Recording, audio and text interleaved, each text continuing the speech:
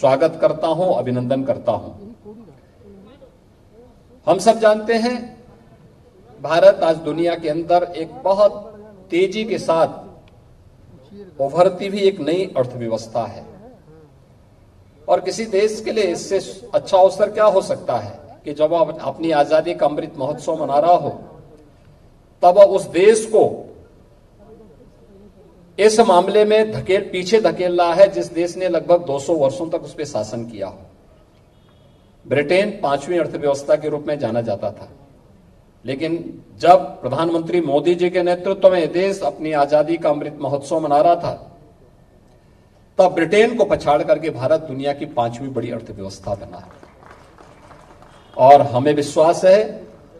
कि प्रधानमंत्री जी के तीसरे कार्यकाल में भारत तीसरी बड़ी अर्थव्यवस्था भी बनेगा, इसमें कोई संदेह नहीं है।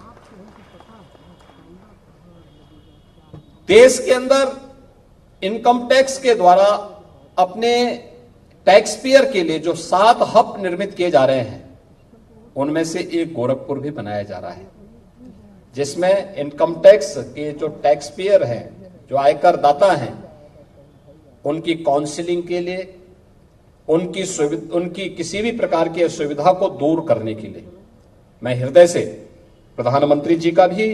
और माननीय वित्त मंत्री जी का इसके लिए आभार व्यक्त करता हूं। उत्तर प्रदेश आज स्वागत करता हूं, अभिनंदन करता हूं।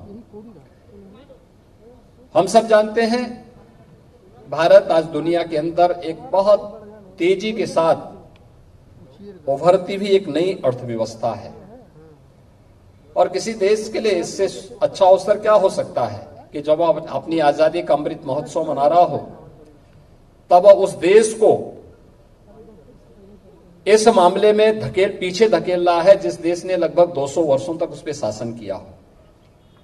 ब्रिटेन 5वीं अर्थव्यवस्था के रूप में जाना जाता था,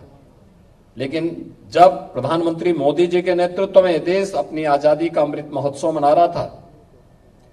तब ब्रिटेन को पछाड़ करके भारत दुनिया की 5वीं बड़ी अर्थव्यवस्था बना और हमें विश्वास है कि प्रधानमंत्री जी के तीसरे कार्यकाल में भारत तीसरी बड़ी अर्थव्यवस्था भी बनेगा, इसमें कोई संदेह नहीं है। देश के अंदर इनकम टैक्स के द्वारा अपने टैक्स पेयर के लिए जो 7 हब निर्मित किए जा रहे हैं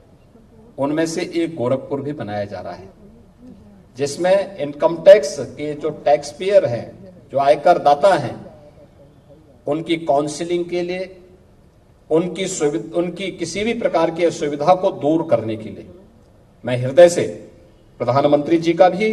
और माननीय वित्त मंत्री जी का इसके लिए आभार व्यक्त करता हूं। उत्तर प्रदेश आज